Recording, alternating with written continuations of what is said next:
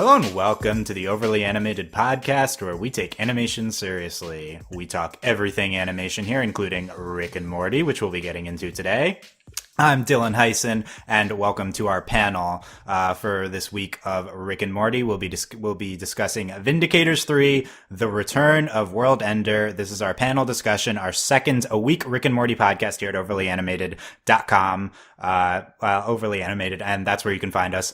We talk about Rick and Morty every week. Definitely subscribe to us, search for Overly Animated Rick and Morty, and subscribe to either our main feed or our Rick and Morty specific feed. This will be our discussion where I'll take us through our panelists, having them answer questions about this episode and assigning them arbitrary amounts of points to determine a winner, because everything must have a winner these days. So let's meet our panelists today. When I introduce you, please give me your initial, or not your initial because it's been a few days, but your brief impressions of Vindicators 3, The Return of Worldender, this episode of Rick and Morty. First up is our defending champion, John McKenna. Hi, everybody. And my first impression of Vindicators is that it was probably the most evil thing we've seen from Rick. And I know there's a challenge between whether or not he was evil or if he was being a dick, but this was pretty messed up that he wound up building a saw-like contraption, wound up killing two of the Vindicators just to prove a point. It was still hilarious. It was just a totally nonsensical adventure. It was, again, it ended in such a very out there, oddball way. It was enjoyable, but I would actually be comfortable saying this was not one of my favorite episodes of Rick and Morty. Ooh, okay. We'll see if this opinion is echoed. Let's meet our second panelist, April Collins. What did you think of this episode, April? Hey, so this episode, I liked it. It kind of had that, and as the way John said it, that nonsensical, adventure kind of thing. But they continued that darkness that we're continuing to see throughout this entire season. And I was about this. So it definitely made my top 3 episodes of the season thus far. Wow, so. Out of 4. That is a bold statement. That will not be earning you points in the upcoming rounds if you make bold claims like that. Not bold. Okay. Not last though. We'll see. We'll see if anyone else has an opinion. We also have Andy Potter. Hey Dylan. My opinion of this episode, I can't believe no one said it yet. This is the worst episode of the season so far. That doesn't mean it's a bad episode of television, but it's clearly in my head the worst episode of the season so far. I'll get into it more when we talk about how we graded it and stuff, but there's a lot of room for improvement here in terms of a Rick and Morty episode, but it was still fun to watch, and there's a lot of funny bits and gags in this episode. Okay, and last up we have last week's host, now a participant. Is there collusion? We'll see. Alex Bonilla. Hola. This is not because I'm demoted, but let's just keep this short and say that the biggest chuckle I got in that entire half hour was the Rick and Jerry teaser. Yeah. Well, don't put your chickens in. I'll be the judge of demotion here, but let's see who will be relegated. The loser will be banished from the podcast forever. Okay, that's what you're playing for this week. Everyone understand? What? Okay. Let's get started here. So I'll be grading your answers on, and the grade doesn't really matter, but I'll say it after the round, on originality, correctness, and I don't remember what the other one was. Reasoning. Your reasoning behind your answer. Okay. So we already started talking about the quality of this episode, but let's start with a grade of the episode. On an A to F scale, what's your arbitrary grade, and what thought went behind that and your scale? John, you're first up here.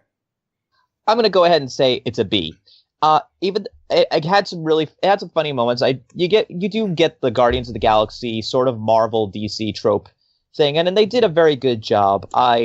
I have to apologize to listeners from last week. I was dead sure was Norm Macdonald was going to be Maximus Renegade Star Soldier. Turns out it was Christian Slater. See, I was actually going to point that out. You're going to start with -2 points here for that mistake, John. But I was ready to point that out after. They do sound similar, which is kind of shocking. I believed you when you said it last week. Christian Slater was doing his best Norm Macdonald impression. But yeah, B. Anything else behind that? But as far as the Rick and Morty story goes, this definitely felt a little too going through the motions type thing. It was go to this room, do task, move on. Go to this room, do task, move on. It definitely got repetitive. It was said, I think, on the recap podcast from Monday. it got a bit repetitive. There was that undercurrent, but it just, I mean, there have been better Rick and Morty episodes which don't feel like you're just going through the motions. And I felt that the ending was a bit contrived. Even though it was meant to be humorous, it just didn't hit home for me as much as another Rick and Morty episode did. Still good, but too many faults to put it in the A range. That's a good plug for our recap podcast, which I think I forgot to mention. You can check that out on our feed. Not required to listen to this one, but you can check out our initial impressions there. So good stuff. A B from John. April, what say you on this grading scale? I gave this one a B plus. There was a lot of really good like one-liners. There was a lot of laughs for me, at least. Again, like I said, I really enjoyed that we kept up the darkness while still like making fun of, you know, like Guardians of the Galaxy. It kind of felt like they were making fun of like the Avengers, and then we got the Saw reference in there, which was totally like out of the blue for me. But there was some like moments where I was just like, okay, like let's move on, and then we did, and so it made up for it in my opinion that way. So solid B plus for me. Okay, we have a B and a B plus. Andy, what's your grade? You guys are rating this way too high. This is just a solid C. This is just an average episode of Rick and Morty. There's nothing more, nothing less going on here. It has a lot of really good ideas, but a lot of shortcomings as well. It has the concept is a very good concept. It has a lot of good ideas coming with it, like the idea of Rick just getting drunk and like killing a bunch of superheroes. That's really cool, and I love the idea. But like you said, it drags in places, and when it's really missing is a B plot. If this had a B plot, I think this episode would be elevated to something a lot better in my mind, because there's a lot of times you're watching this, you're like, do we really need to see this very slow progression of all the Vindicators hating each other? Because we know they're all going to die. We know that going in, because it's Rick. So this is just a C. It's funny. It's still a good episode of television, but there's room for improvement here. Room for improvement. Okay. Andy went into the C range. Alex, where are you here? I'm going to treat this like another game show. Price is Right. Lower. I'm going D plus here.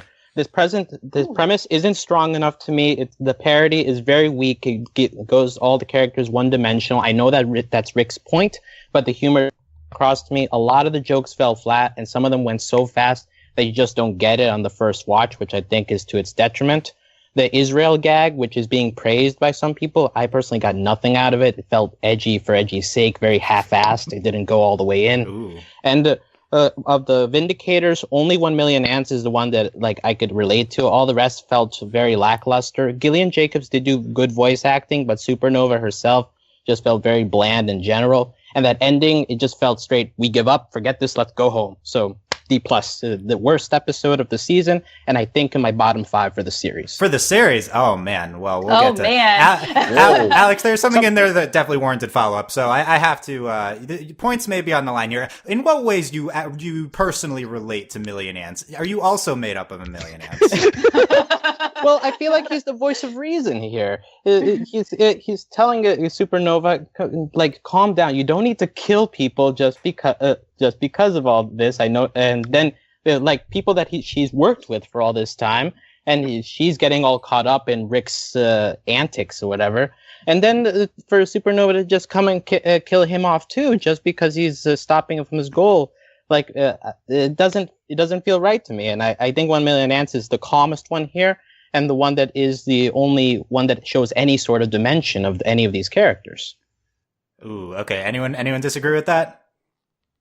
I have reasons to talk about how Million Ants is stupid, but that'll come later. I mean, he's definitely he has more depth than some of the Vindicators, at least, but there's some things he does that are pretty stupid. April? Well, I don't disagree with anything that was said. I don't think he was we'll get into it later, but he was my favorite Vindicator, so. Spoilers to that question. John? I'll save it for when we go to best Vindicator. Okay. Here are your grades. Yeah. I'm grading out of 5 this week to give myself more flexibility for each answer out of 5. Andy gets a 5. The rest of you get a 4. Woo! Alex was going to get a 5, but then he answered incorrectly to that question. Are you made up of a million ants? The correct answer was yes, and he did not. You said how I relate to a million ants. I would have liked to have heard that you also were made up of a million ants. That would have been original. I actually agree with John and April more. I liked that Andy and Alex were not afraid to go lower than the B range, something that has not been done on this panel yet. So that originality there. But so far we have John at 2 points because it is -2. April 4 and Andy 5. I'm serious. And Alex 4. Also, we need a handicap because John has won the last 2 weeks. Okay. Next question here. Who is the MVP of the episode? What character do you think either you could say won the week or was the most valuable to the episode at large? Let's go reverse order here. Alex, who's your MVP? I go Morty here. I think he embodied my exhaustion with this episode. Like he feels very exhausted and just digging deeper and deeper into the nihilism exhibited by Rick in this episode. Just tired of all his shit, and he lets out a lot of good lines that we're all going to die because he envies nothing. Do I do this all the time? Yes, Rick, a lot.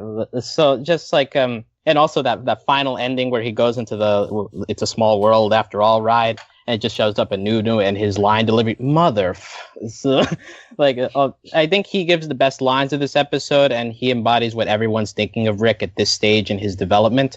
So Morty wins the week here. Alex says, "I'm done with this shit, Morty," as his MVP. Okay, that's a strong choice. Andy, who's your MVP? My MVP is Drunk Rick, and I am separating Drunk Rick from the Rick we see with the Vindicators, because they even make a gag about it in the episode about how Rick is acting like it's a different person, even though it's really not. But in a way, it does act as a different character for them, because he acts very differently than the Rick that we see outside of that screen. He does many things that Rick doesn't necessarily do normally. He's a lot more unhinged than we're used to in these recordings. Like, just there, and maybe the gags don't land every single time with Drunk Rick, but I do feel like he's the one that brings this. This is one of the more positive parts of the episode, where it brings it up above the D range for me. If there hadn't been this good concept, I don't think this episode would be a C, but this concept is great. Just Rick getting so hammered, so shit-faced that he cannot handle anything anymore, and that he's just killing people. And like, it all culminates to that amazing Hawaiian shirt thing for me, where he's just so That's drunk. the culmination? That is the funniest part. That is where he just gets so drunk that he cannot even finish explaining the task at hand, and he just says, just make some 3-pointers. But at some point, he also just made that 3-pointer court somehow. Like, there's a disconnect there. How did he just randomly say it, but also make that basketball court? Like, I don't get it. But it's I agree with Alex. At least the Israel thing doesn't land for me. But I think that's more because I'm not sure if it was really supposed to be a joke more than just like Rick is just really weird. But everything else with Drunk Rick I really like. Just like him disagreeing with current Rick about the Saw movie references. Like, I just think Drunk Rick is really funny. I like him a lot. I think we'll save the Israel line rebuttal for the lightning round if someone brings it up. Okay, Drunk Rick. April, who's your MVP? My MVP is also Morty, because it was like, I felt like there was even though I guess in others' opinions it was a very bad episode, for me I felt like there was a lot of development with Morty himself, particularly because like in the beginning of the episode he's like, yeah, Rick, we're gonna go on an adventure, like this is it. And he's like so positive and hopeful. And then it's like, after Rick, just as like Morty realizes that they didn't go on Vindicators 2 because of Rick, you can just like see like all of like the first 2 seasons where he's just like, I'm so tired of this shit. Like, I'm done with this. I'm done with you, Rick. I'm not impressed with you. Like, it's over, and then all of like the little things where like, what is it when Morty's like de-arming the neutrino bomb, Rick's like, how many times have you done this? And he's like, enough, like, and like it snaps at him. And I think this is like almost the most honest that Morty has ever been with Rick throughout the entire season, where he's like, it wasn't because of me. It was because of you. Like, you're the reason why this is happening, kind of thing. So, and then even at the end, there's like that small like glimmer of hope where he's like, oh, maybe Rick actually does care about me. And then he's like, nope, motherfucker. And then that's it again. So I enjoyed that sort of development in Morty. Okay, we have another Morty, well justified. But that's 2 Mortys here. John, who's your MVP? Make it 3. I got to go with Morty as well. And I want to bring it back to episode 1 of the season, where I mentioned that Morty was becoming a lot more self-aware, where he calls out the Council of Ricks for how unfair a trial is because his lawyer was a Morty. That started the sense of him being self-aware. This really brought it to the next level where he's actually standing up to Rick in a very meaningful way. I mean, he even calls him out and says, Rick, you're an asshole. That's why no one wants you to be proven. No one wants to say you're right because they don't want to give you the satisfaction. He knows all Rick's tricks. He just goes through them. You can tell he's getting sort of sick and tired of it. He feels underappreciated. He's letting Rick know what he feels, and he does it in such a sincere way that it changes the dynamic of their relationship. He's gone from the sort of starry-eyed, wide-eyed kid that the Vindicators thought he was to sort of this, like an actual serious companion that, that could actually almost check Rick more than anybody else could. You saw that come full circle here, and that's why I have to give Morty the props of the week. Okay, guys, look. This is I like the reasoning behind this Morty answer. I really did not need to hear this 3 times. We're looking for originality here, and this is just the choice of Morty was not an original answer anyway. Because it was well justified, I'll salvage a point for each of John, April, and Alex. So, Andy, I'll give you 2 points. I like the answer. It was original, but all of you are wrong on your MVP. I will give one of you a chance to come up with the proper MVP. Who am I looking for here? Million Ants. Noob. April wins. Okay. How is Noob not the MVP of this episode? Logic also gets Noob. He's a gag, Dylan. He's not a character. He has an entire original rap by Logic written about him. How is Noob not the MVP of the episode? April gets a bonus 2 points here. Oh my god. No Noob choice? This is the obvious answer, guys. He was a gag, though. Rick thought he's the MVP, and Rick is the smartest man in the universe. It's like calling that intern from the Mad Max episode the MVP. Oh, don't compare Noob to the intern that had 1 line. Come on. Noob had... He's a laugh track. Noob had like 3 You're lines. giving the laugh track the MVP. Noob's the obvious MVP of the episode. Oh my They God. didn't even use an original voice for it. That's like saying that Justin Roiland did the voice. That's like saying that any other character. Look, you can all I like that you can keep a straight face through this, Dylan. You're laughing through this. April gets a bonus 2 points. So here after 2 rounds, we have John at 3 total, April at 7 total, Andy at 7 total, and Alex at 5 total. Okay, so look, don't let this be a lesson. Don't repeat the same answer 3 times. Not what I'm looking for here. But let's move on to the lightning round, which we'll go through fast. I'm expecting faster answers here. What is the funniest line of the episode? One line. What's the funniest one line of the episode, April? I never forget a kid. And any quick justification? You didn't ask. You just said to make it quick, so I gave you the line. Line plus quick justification. Because they never explain that line, and that's why it's the funniest one for me. I laughed the first time that they said it, and then even Rick brings it up, and still no one addresses it. And then even when I rewatched the entire episode, for whatever reason, just that one, he was just I never forget a kid. And I was like, and then when... Was that your specific laugh during it? That's a specific? Okay. It was slightly specific, yes. Yeah, okay. It's a good choice here. Yes. We'll see if anyone else, if we discuss this line later. Andy, what's your line of the episode? Who the fuck is Noob? And is this in response to what I just said? Is that it? No? I actually written it down on my piece of paper. I can send you a picture, Dylan. It's in pen. This is my favorite line of the episode. But anyways, this is it's not even just the line; it's the way Morty looks at Rick in response. The total look of utter shock and almost anger from Morty when Rick says this is just the funniest thing I might have seen actually animated in this episode. Just the funniest animation.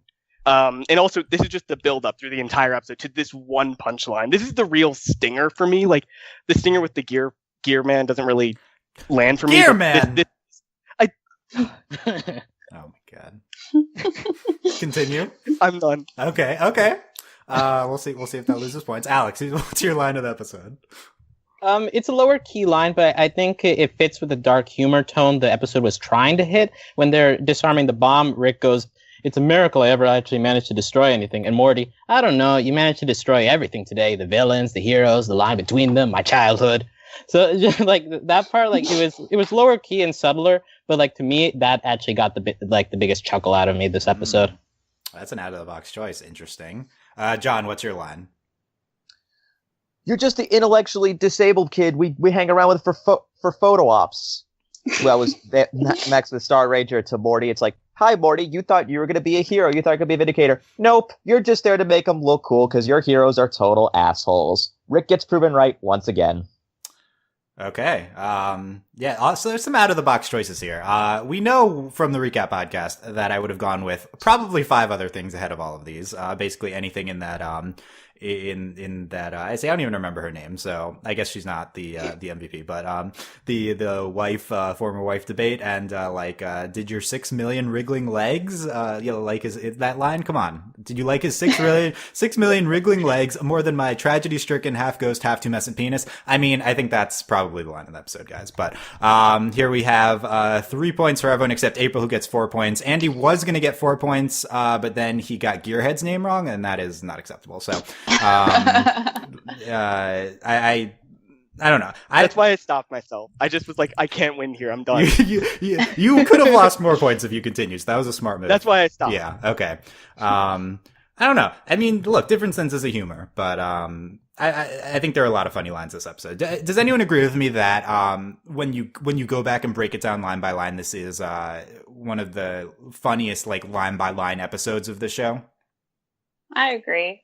There was a lot of line by line moments that I was just like I got to chuckle out of most everything, but the I Never Forget a Kid got the biggest. I was like of all the things for you to say, And as for me, Pickle Rick honestly had more funny lines than this one. The entire the entire fighting over your family drama discussion, that almost didn't land at all for me. Not even the grabbing the penis jokes. Nah.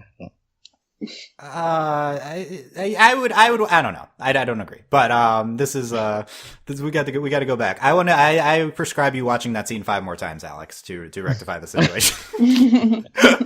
That's my prescription. Okay. Anyway, yeah, it's hard to give lower points on what's the funniest line. I mean, it's subjective. Anyway, next quick question. What is the funniest gag of the episode? I'm looking for more of an extended concept or thing, or just extended joke that got a laugh out of you.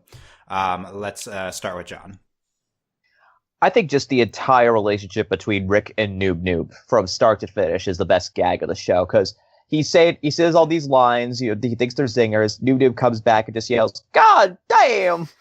And Rick goes, "Thanks, Noob, you've always been there for me." He then gets wasted, basically proclaims how much Noob means to him while in a state of drunkenness, basically reminiscent to that dude in a bar who gets wasted, makes friends with a guy at the beer pong table, and is like, "We're gonna be best friends forever. Yay, I'm gonna throw up in the toilet." But then, and you feel like he actually really does care about Noob, same way he cares about Mr. Poopy Butthole, which I guess he was inspired by. And then at the end, when he's sober, and he's forgotten everything, he's just like, "Who the fuck is Noob?"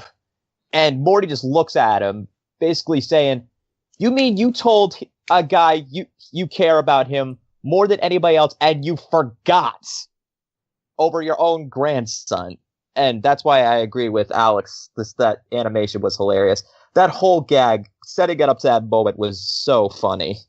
And you feel bad for Morty, but at the same time, it's yeah, I could totally see Rick doing that. He gets wasted, and then he just totally forgets about somebody. Yeah, that's an interesting choice as a gag. I buy it. The not Noob, but the Noob Rick relationship. Also, I believe Andy said that, but I will not give a negative point because messing up Gearhead's name is worse than messing up Andy's name, I would say. Okay, that's the continued punishment. Okay, April, what is the gag of the episode here? I think my favorite gag is just that it's the sort of the Rick, sober Rick versus drunk Rick. Because it's very obvious that sober Rick does not stand a chance against drunk Rick. And the entire time he's just wait, I said that? Oh, I feel that way. I mean, yeah, I'm aware of the situation in Israel and all of that stuff. But then it in combination with Morty just being are you fucking kidding me right now? you don't even know like who you are whenever you're drunk, and I deal with it all the time. So I think that whole like sober Rick versus drunk Rick with the Saw twist was just really good, like, because if like I guess Rick's greatest enemy is himself, and even he can't take him on. So nice, yeah. Just the concept of drunk Rick running the Saw death thing. Yeah, it's a good choice. Yeah. Andy, what's your gag? My gag is the entire party at the end when they come up the elevator, because it's just so absurd. It's like absurdity to the max. Like somehow Beth and Summer are there, and Summer shows up and she's like, "Wow, damn, Grandpa must have been shit-faced." Like she just knew what had happened while on her phone just like texting. And the fact that Logic is singing about Noob Noob and everyone in the crowd is just like chanting Noob Noob back. They somehow know the lines to the song. Like this whole concept of this party is incredible to me, and I love it. Solid answer. There's a chance for bonus points here. Was anyone familiar with Logic? No. Oh my god. No. Okay. Nope. We're all gonna. I mean, I can't say I was either, but we're all gonna lose points here. Okay. Even you. Even me. You know what? Whatever. I'm sure there are people listening who are offended by this, but I don't know. Alex, gag of the episode. I'm not sure if this counts as a gag, but I did enjoy the entire cold open, just the beacon going off. And no, I don't. I'm rejecting a literal call to adventure. And then Morty pulls out his card, the call back to Me Seeks and Destroy of getting 1 out of every 10 adventures. Read him and weep. So just like that entire sequence to me, like that was really funny. Just like a lot little callbacks, and just like it felt classic Rick and Morty to me, that part. Definitely agree the opening was good. Yeah, I think the Vindibeacon would have been an answer here as a gag on its own, but I think if you try to make the whole code open, that doesn't count. I agree it was funny though, so only 4 points. 4 points for Alex, 5 points for the rest of you. Those were all good, non-repeating choices. Thank you very much there. I also would have accepted Million Ants, just in general, just the concepts of all of these guys. Crocubot just in general, like, like a Ghost Train guy, and like, these are all great gags on their own, right, I would say. Okay. Just before we move on, just as a number 2, like in the background, there's a very tiny thing that it's kind of like a gag, but in that part where they're doing the matching game and Morty solves it, it ends at 42, and obviously 42 is like the answer to life and everything from the Hitchhiker's Guide to the Galaxy. And the idea of this entire thing is just Rick being like everything is meaningless, and so just like if you try connecting all that. It's a weird thing to end it at 42. Is all I'm saying. I feel like sober Rick would feel like he's above Hitchhiker's Guide references, but probably drunk Rick, I feel like maybe receded to that. So I can buy it. Okay. I just wanted to get that in. Yeah, it's a good observation there. Okay, we got to pick a favorite Vindicator. Who is your favorite Vindicator, Alex? Well, I've already given my take here, but it's 1 million ants. He has the interesting power. He can regenerate with a little queen ant in there, just pooping out thousands of ants at once. I do enjoy his monotone. I want to give big props to Tom Kenny. For some reason, every character he voices in any show, I end up falling in love with very quickly. I also enjoy that they show his soft side a little bit as well, especially him trying to convince Supernova off the ledge in that final scene. And then just it felt tragic when Supernova pulled his queen ant out of his body. So yeah, he's the only one I feel that shows any kind of dimension. All the rest just fall flat to me. Did you cry when he died? I didn't cry, but I felt a tug to my heart. Okay, you sold that. Okay, I was gonna take out points for it, but you sold it. Okay, Andy, who's your favorite Vindicator? Can I talk about my beef with Million Ants at some point? Because I have some big beef. Okay, give me a rebuttal. Yeah, yeah, come on. Okay, because Million Ants is the most stupid Vindicator on the team. Okay, remember when he was shot by the turrets and he lost 400 ants?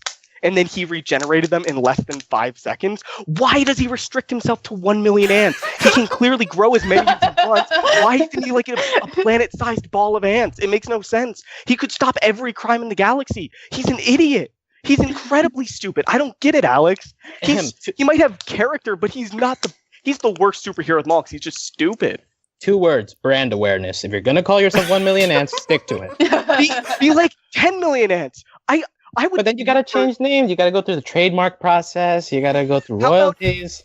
How about plus 10 million ants is just ridiculous by that point. That's too many ants, Andy. There's What if 1 Yeah. million is just more manageable? Like, that's- it's easier that's to like- keep track of. That's like when Iron Man goes through the trouble of making like 50 suits at once. That's just overkill. Well, we never saw him have any maximum amount of control of ants. I would have liked him to explain why he only stopped at 1 million ants each time, and he seemed pretty prideful of being exactly 1 million ants. Now back to 1 million ants. I think that's a pretty stupid criticism that he only regenerates to 1 million But I ants. think it's legitimate. It's stupid, but he's stupid too. Your logic makes sense, but I don't understand why this diminishes the character for you.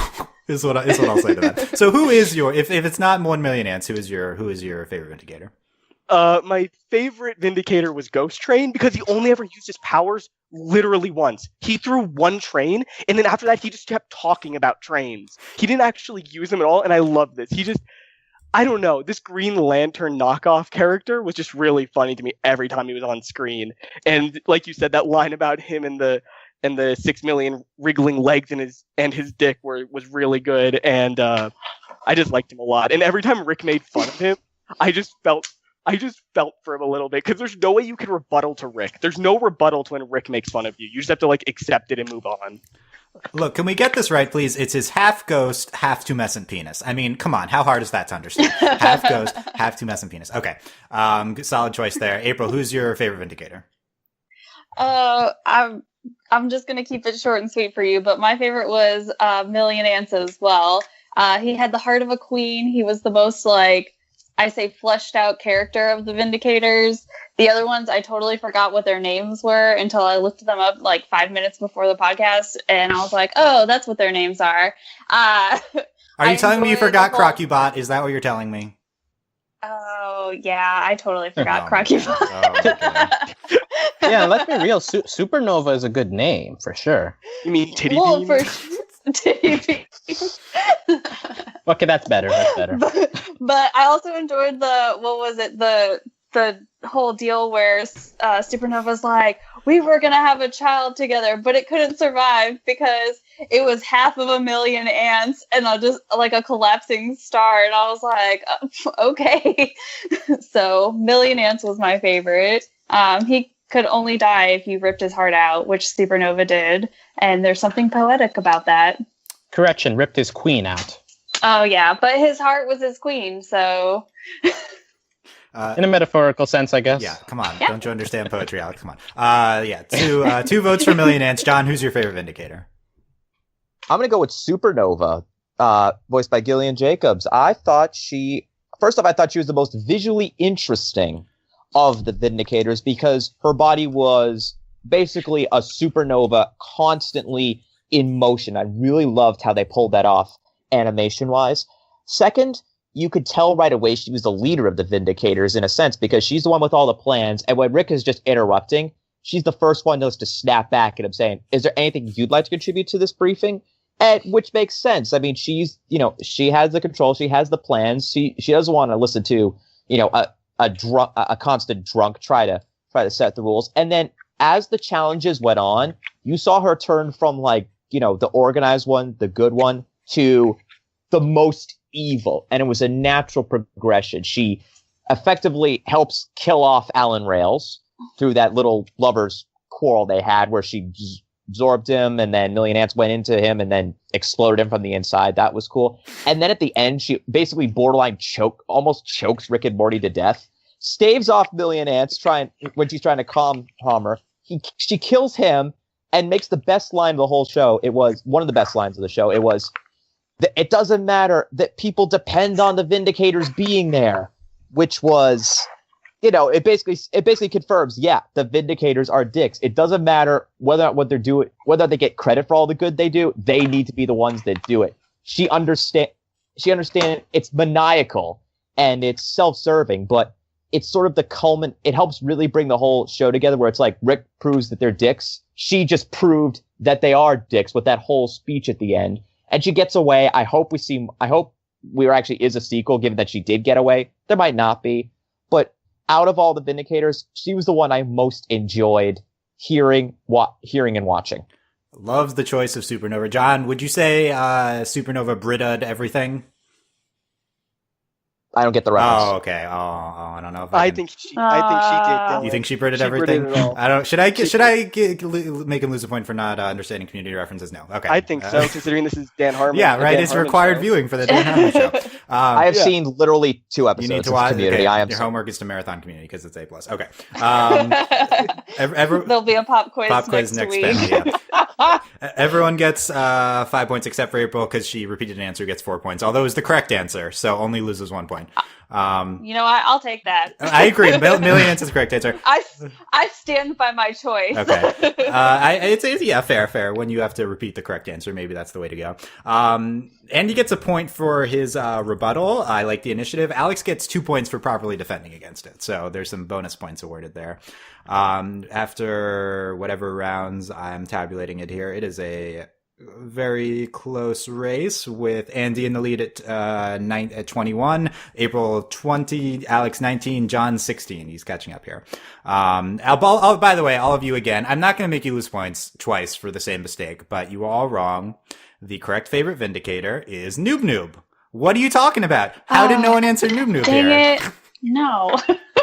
He's clearly the most important Vindicator, as we saw at the end. Okay.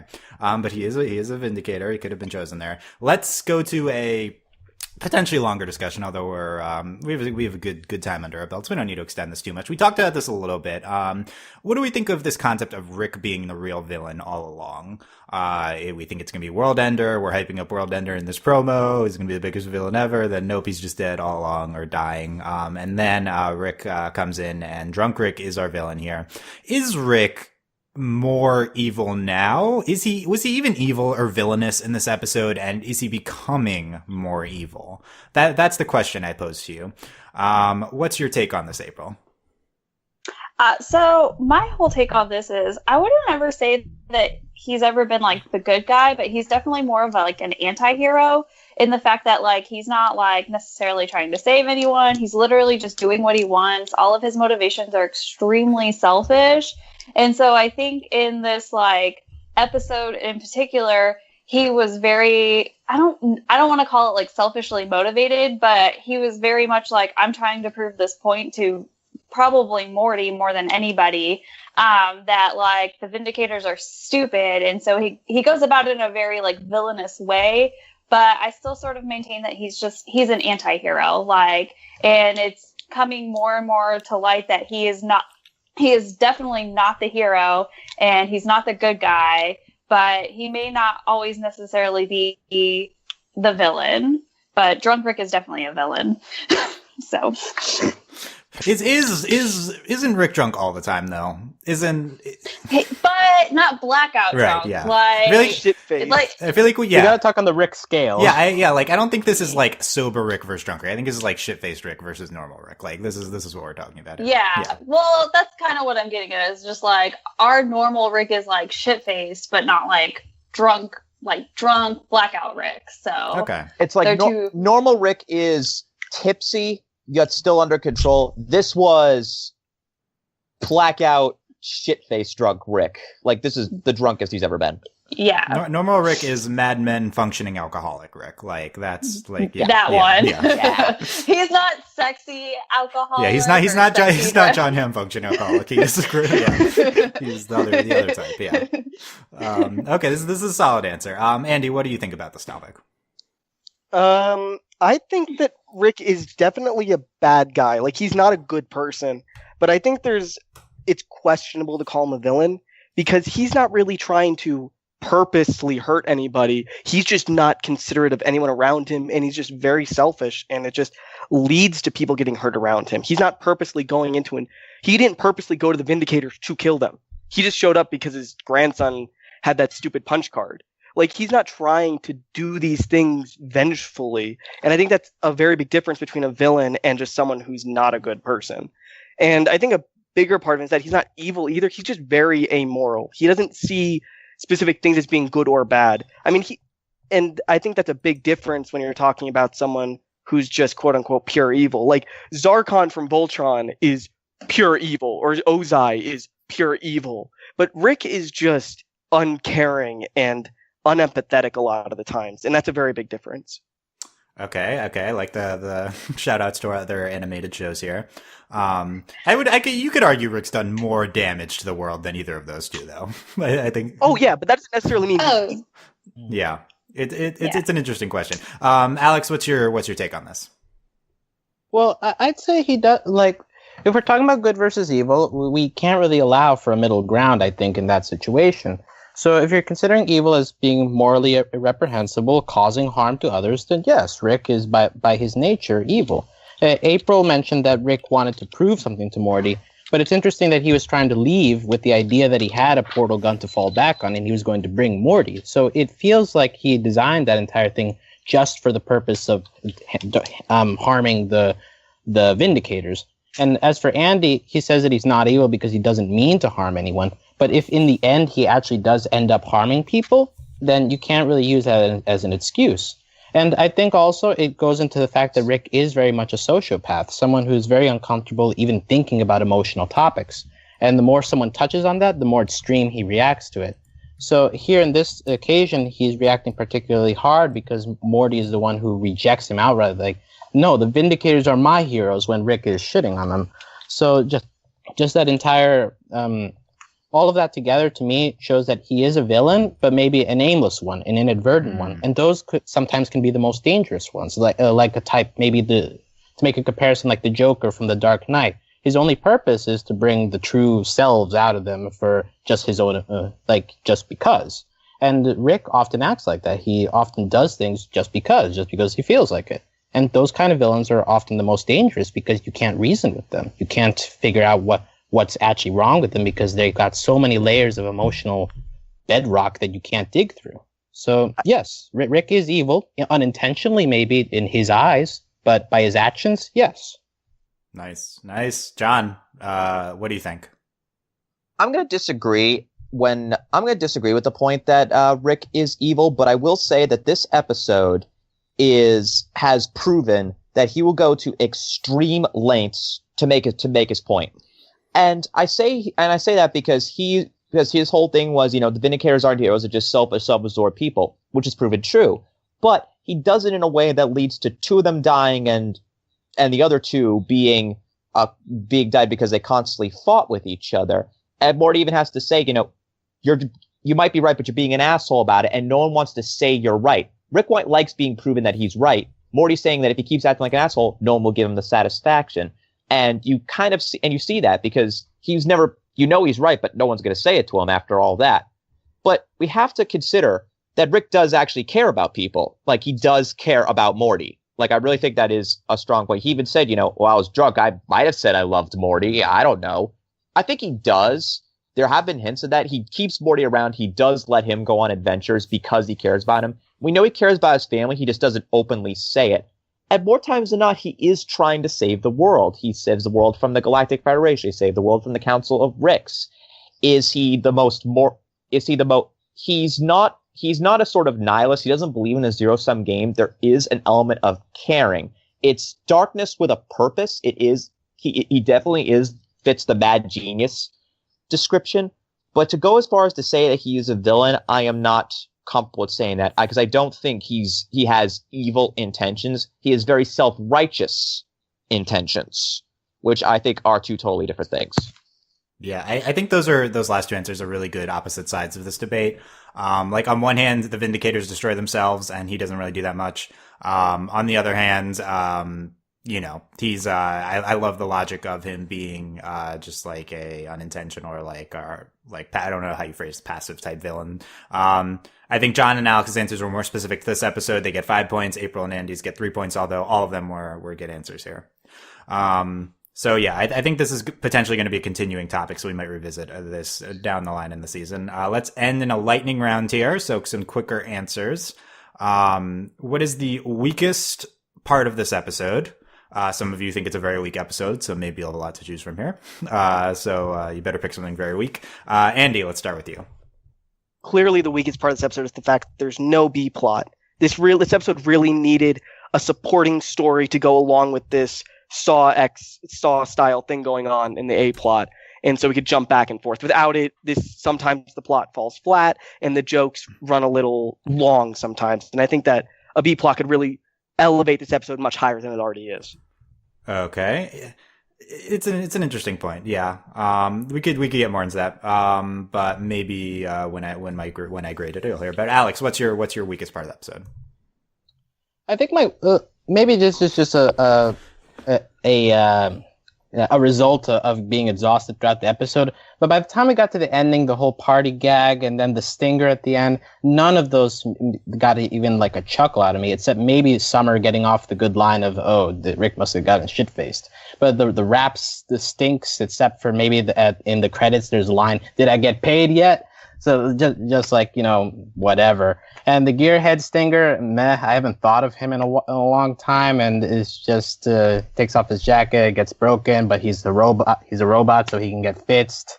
Whatever. Just that entire ending, just whatever. I don't care. Just get me to the end of the episode. I'm hearing Gearhead's name being dragged, and not even sometimes his proper name, being dragged through the mud by Alex and Andy. April or John, will you come to Gearhead's defense? Gearhead's like, he's the character that we've had through all of the seasons. Like, we're constantly like picking fun of him. He's almost like a Jerry character in a sense. Like, it's just too easy to sort of make fun of him. So I thought it was all right that they included him and how he was like, ooh, Vindicators jacket. Like, yeah. And then you see him later, like, trying to pick up, I guess, gear chicks with it. And I enjoyed are you guys going to like gear college? Like making sure that they're not underage gear people? Does not get an answer to that question, by the way. Yeah. Yeah, he never gets an answer to that question. And then for him to just like sort of like, oh yeah, I'm gonna go change into my out of my secret identity or whatever. And then he just runs off like he's a coward. That's my, I guess, my defense of Gearhead. I like that take that he's like a Jerry of the alien type characters. But we are disrespecting. He's a conveyor of the Gear Wars. I mean, we need to respect this man. He tells us history. Come on. Have you heard about the Gear Wars? Please tell me for the next 30 minutes. I would listen to Gearhead's anecdotes about the Gear Wars. I would do it. Okay. John, what's your weakest part of the episode?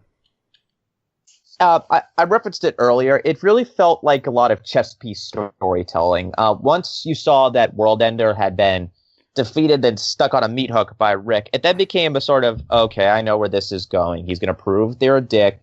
Everyone's a dick. This room has this task. This room has this task. This room has this task. Okay, final room. Turnaround events. Boom, concert. It just felt predictable. It felt like you know where it was going to go. And when it got to the finale with the concert, I could kind of get it. I mean, this whole thing was put together by a guy who was completely trashed out of his mind, so it would make sense. But from a viewing perspective, it didn't quite work how it sort of, followed a very specific path. The show is really good when they're not really doing anything, when they're not doing that kind of specific storytelling. And this one just felt too predictable for me. Okay. April, what's your weakest part? Well, my weakest part was an actual part of the episode. Ooh, shots fired. And that was the scene where they had to locate the place that they never mentioned to save, I think is how they phrased it.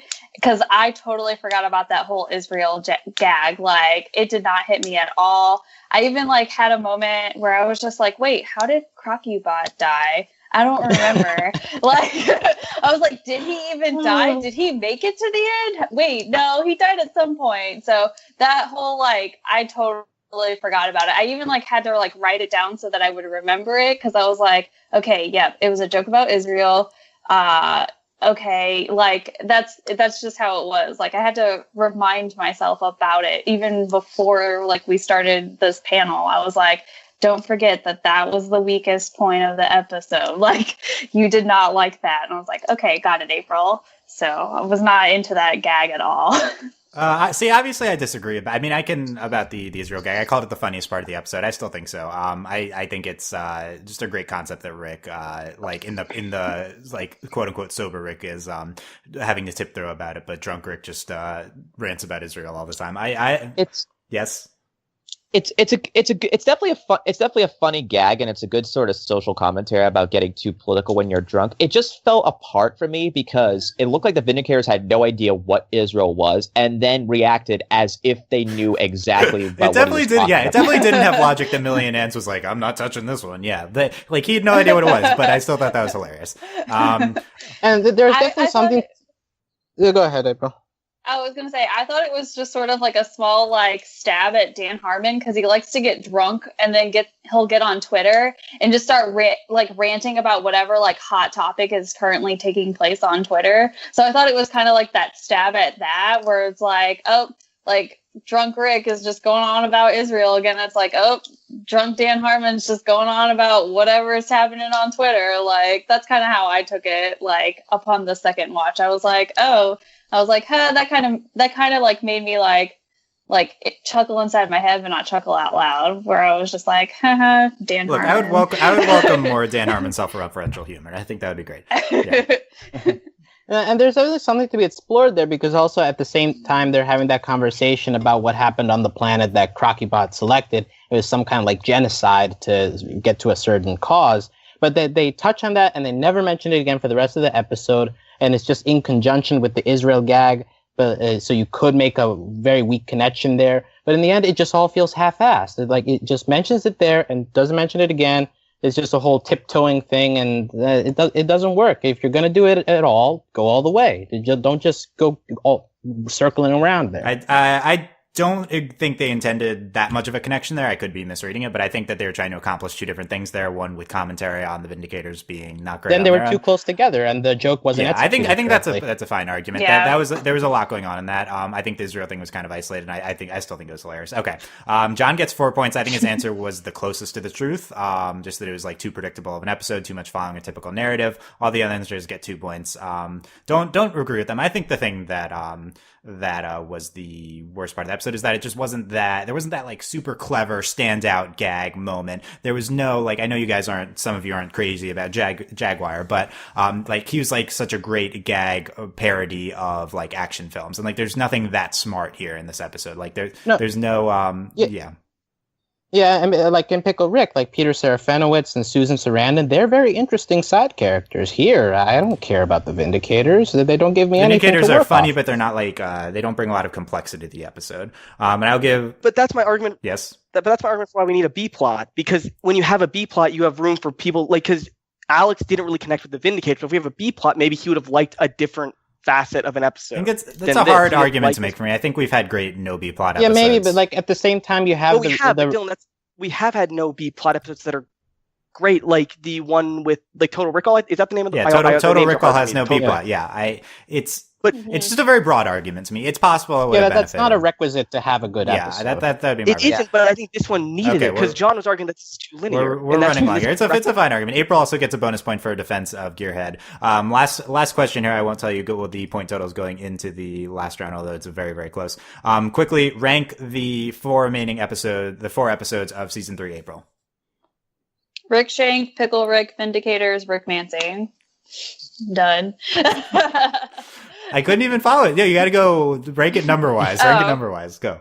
Okay, number 1, Rick Shank. Number 2, Pickle Rick. Number 3, Vindicators. And number 4, Rick Vindicators Mansing. 3. Okay, John. Rick Shank 1, Pickle 2, Rick Mansing the Stone 3, Vindicators 4. Alex. Going by airing order here, so 1, Rick Shank Redemption, and 4, Vindicators 3. Rick Mansing the Stone, Pickle Rick 2 and 3. You can flip them if you want, but I prefer the Mad Mats episode over the Pickle Rick episode. Andy. 1 Pickle Rick, 2 Rick Shank Redemption, 3 Rick Mansing the Stone, then 4 Vindicators. Okay, my rankings are 1 Pickle Rick, 2 Rick Shank Redemption, 3 Rick Mansing the Stone, 4 Vindicators 3. I would say they're all great episodes. Did anyone have my identical episode order? Me, I did. Okay, wait, John.